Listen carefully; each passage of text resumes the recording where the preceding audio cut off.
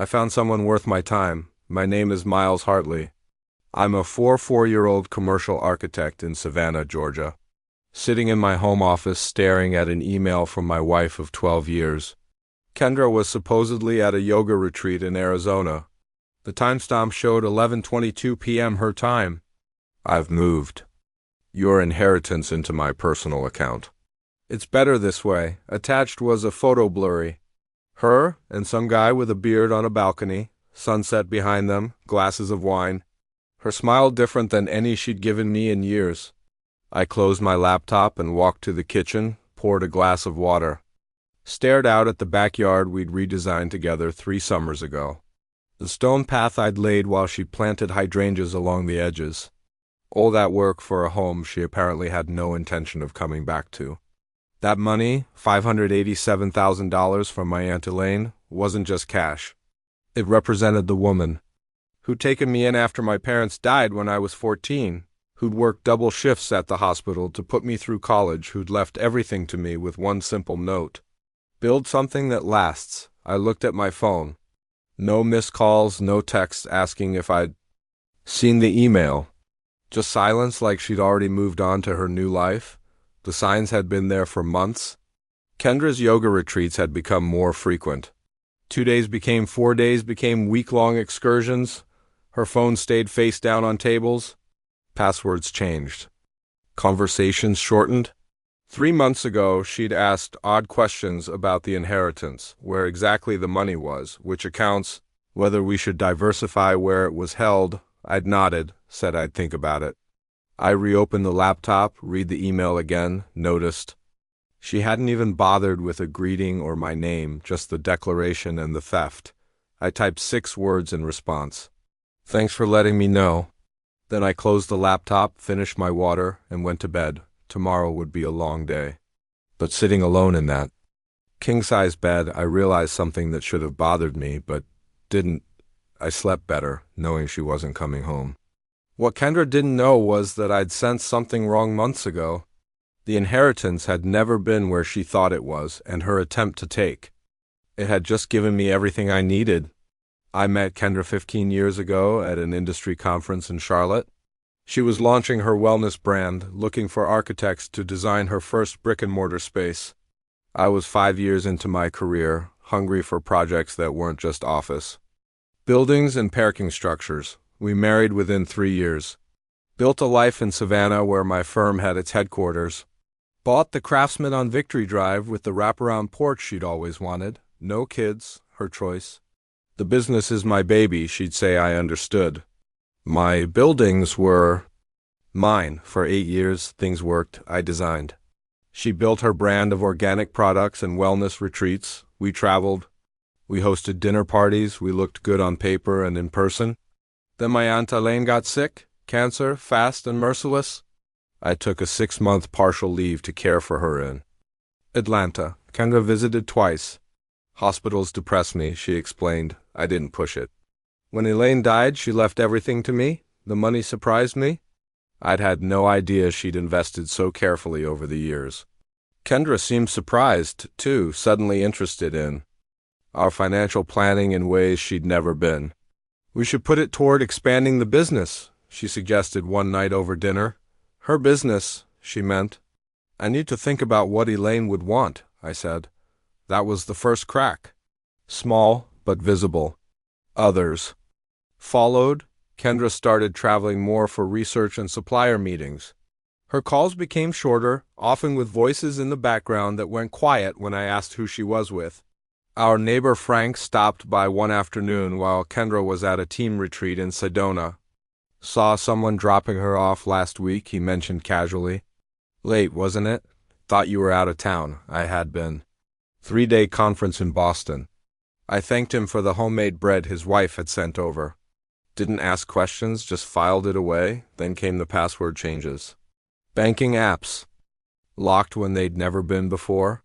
Conversations about finances that ended abruptly when I asked specific questions.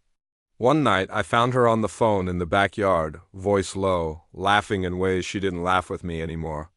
Just Patricia from the studio, she sighed, coming inside. Patricia, who'd left the business 8 months earlier, I nodded, didn't correct her. Just watched as she poured herself more wine and changed the subject. The foundation was cracking beneath us, and only one of us was being honest about it. 2 weeks before Kendra left for what would be her final retreat, my firm's financial advisor called. "Someone's been trying to access information about your trust accounts," Jerry said.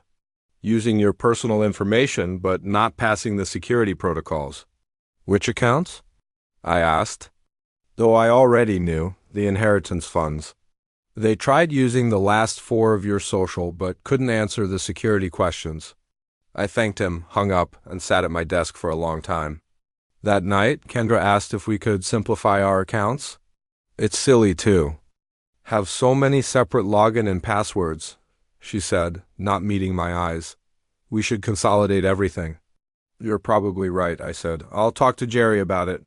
The next day, I drove to Atlanta, met with Rita Wallace, my aunt's attorney for 20 years and now mine. Explained my concerns without emotion or accusation, just facts. "Your aunt was wise to suggest the irrevocable trust structure," Rita said after I finished. "The money is protected regardless of what happens in your marriage. And if someone tried to move those funds without authorization," Rita's expression, hardened, "that would be attempted financial fraud with clear legal consequences." I nodded. "Let's document everything, and I want to set up a monitoring system that alerts us to any attempts to access, move, or change anything related to the trust." When I got home, Kendra had packed for her retreat. She kissed me briefly before leaving, already distant. "I might extend this one," she said at the door. "Really dive deep into the practice." I helped load her bags into her car, watched her drive away, went back inside and opened my laptop. I didn't snoop through her emails or text, didn't call her friends or check her location. I simply opened our shared cloud storage where we kept household documents in a folder labeled Home Renovation Ideas, a project we discussed starting this year. I found what I was looking for. Documents she'd forgotten to move or delete, screenshots of my accounts, copies of statements, notes about transfer protocols, a photo of a whiteboard with figures, my inheritance amount minus 20% with the note transfer fee explanation. She'd been planning this for months. I closed the folder, walked through our house with its carefully chosen furniture and artwork that told the story of who we pretended to be, and felt a strange calm settle over me. The betrayal wasn't shocking. What surprised me was my own response. Not rage or grief, but clarity. For the first time in years, I saw our marriage for what it had become. A transaction she was now terminating because something more profitable had come along. I slept in the guest room that night, started making calls the next morning. By the time her email arrived 5 days later, I had already set everything in motion. After receiving Kendra's email, I waited exactly 24 hours before making my first move. No emotional response, no desperate calls or texts, just methodical steps. First, I contacted Jerry and Retta, forwarding them Kendra's email with a simple note. Documentation requested. Both confirmed receipt. Neither needed further explanation. Then I called Thomas Webb, a divorce attorney Rita had recommended months earlier during one of our hypothetical conversations. His secretary scheduled a meeting for that afternoon. By noon, Kendra had texted, "Did you get my email?" I responded, "Yes, that's all you have to say." She wrote back minutes later. I didn't answer. Instead, I drove to Thomas's office downtown where Retta joined us by video call. "The attempted transfer creates a paper trail," Thomas explained, reviewing the documents Retta had sent over. "There are multiple elements that work in your favor. The funds were inherited, never commingled with marital assets, properly maintained in a trust structure, and she has now openly admitted to attempting unauthorized access. What's next?" I asked. File 4. Divorce immediately, citing financial misconduct. Georgia isn't a no-fault state when fraud is involved. I signed the paperwork before leaving his office. At 4:30 p.m., my phone rang. Kendra's name on the screen. "You're being childish," she said when I answered. Number.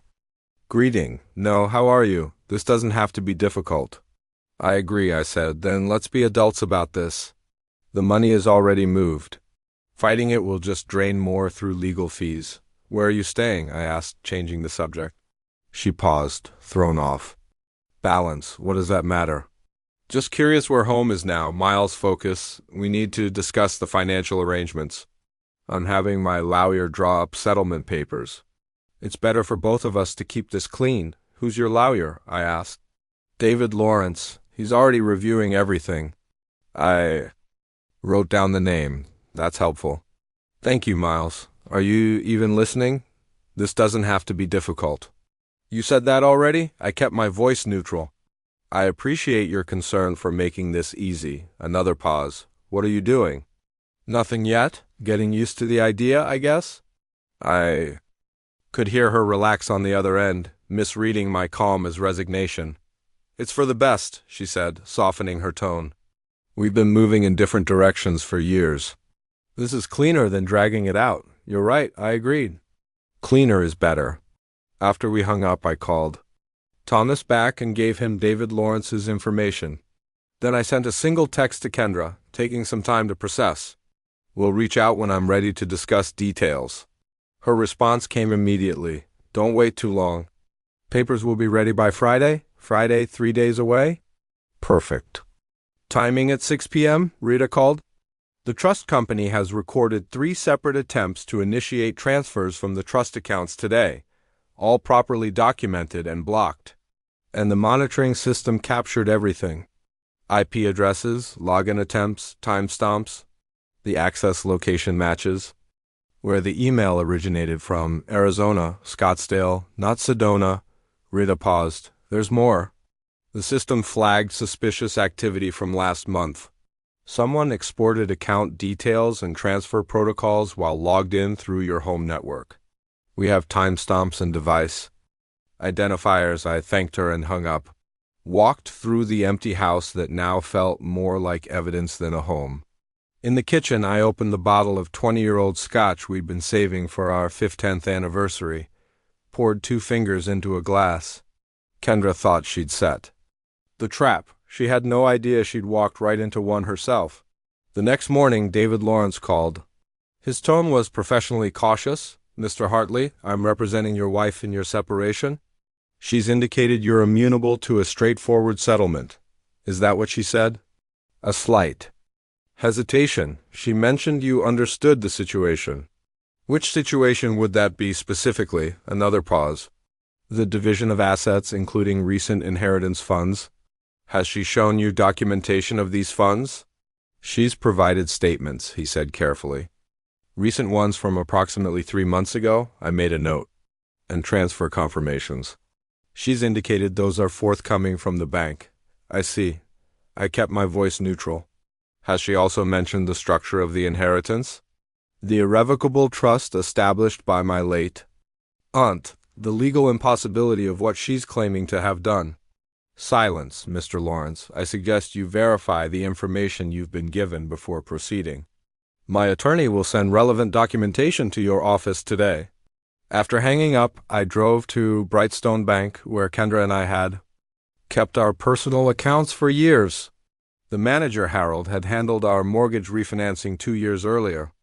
I need to review recent activity on all joint accounts, I explained after he welcomed me into his office. Harold pulled up our information. His expression shifted as he scrolled through the screens.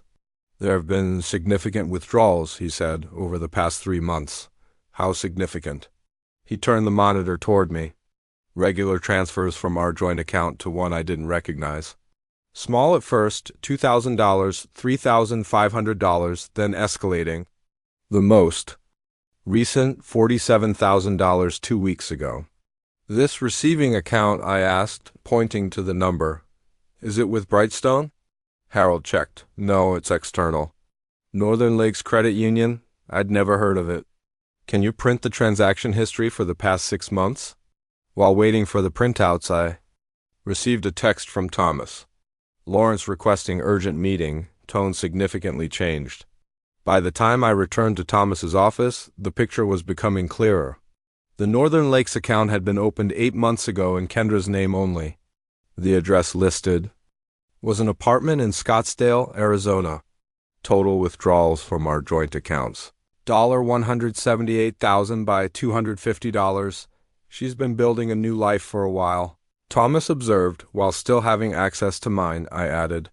We were reviewing the bank records when Thomas's assistant announced David Lawrence was on the line. I've received the trust documentation, Lawrence said, his voice tight. My client may have misrepresented certain aspects of the financial situation, including her ability to access or transfer those funds, Thomas asked. That appears to be the case, Lawrence admitted. Given this new information, I believe it would be beneficial for all parties to discuss a revised approach. My client has already filed for divorce, citing financial misconduct, Thomas replied. The documentation speaks for itself. After the call ended, Thomas looked at me. He'll drop her as a client. By end of day, no legitimate attorney wants to be associated with this. What about the money she actually did take from the joint accounts? We'll include it in the filing. Document everything. Let her explain to a judge why she established a hidden residence and systematically drained marital assets. I nodded, feeling strangely hollow. The betrayal went deeper than I'd imagined. This wasn't impulsive, it was calculated. Planned over months while she slept beside me, ate across from me, made plans with me. There's one more thing I said. I need to know who he is. Not for confrontation, not even for the divorce proceedings.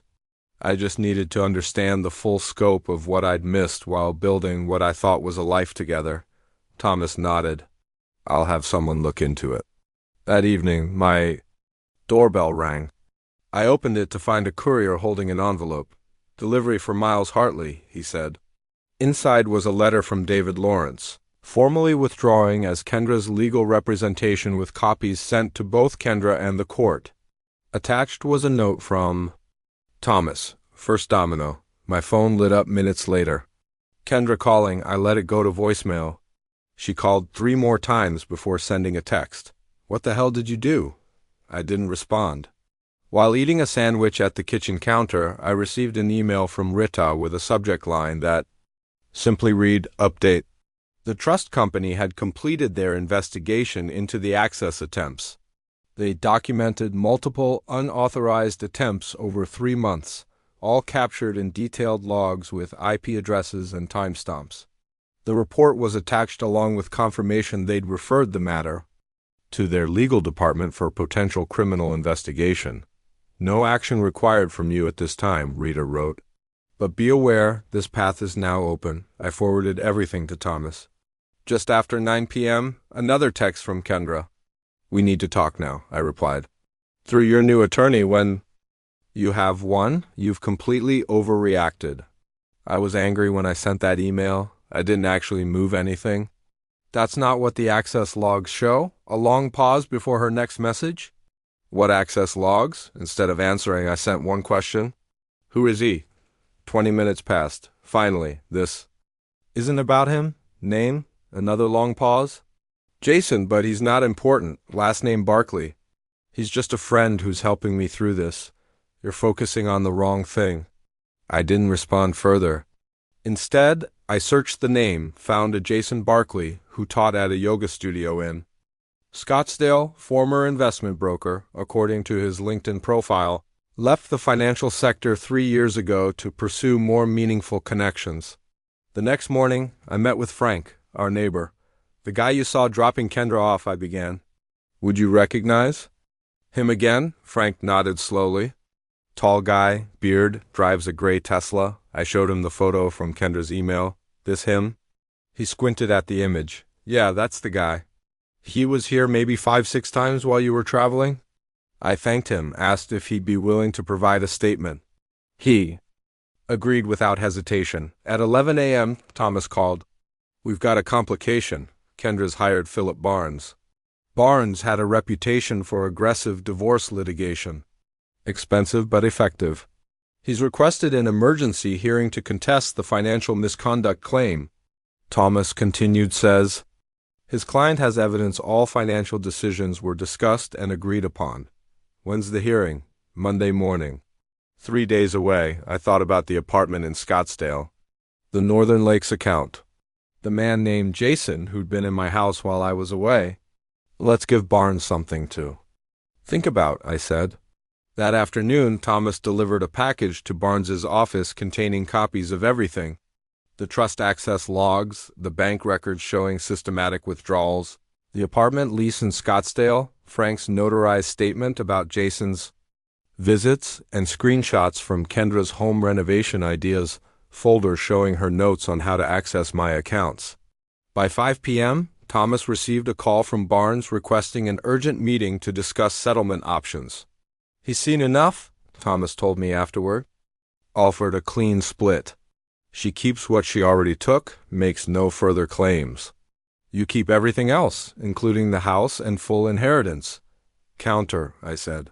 She returns half of what she took from joint accounts and signs a non-disclosure agreement. I don't pursue the fraud. Angle, Thomas raised an eyebrow. You could get more. I don't want more. I want done. The morning of what would have been our emergency hearing, Kendra and her attorney arrived at the courthouse to find Thomas waiting with a settlement agreement already prepared. No Barnes, no judge, no public. Spectacle. I waited in the consultation room while Thomas explained the terms. Kendra would transfer $89,275, half the money taken from joint accounts, back within 24 hours. She would make no claims against the inheritance or any other assets. She would sign a non-disclosure agreement, preventing her from discussing our marriage or divorce with anyone. In exchange, I would not pursue any fraud charges related to the attempted theft of trust funds. Through the glass walls, I saw her face as Thomas handed over the evidence file, photographs, statements, account logs. Her expression shifted from defiance to shock to something like defeat. She glanced toward the room where I sat, then quickly looked away. Barnes reviewed everything, leaning close to whisper in her ear. She nodded slowly. 10 minutes later, they entered the room. My client accepts the terms, Barnes stated formally. Thomas slid the agreement across the table. Kendra signed without reading it, her handwriting shaky, but determined.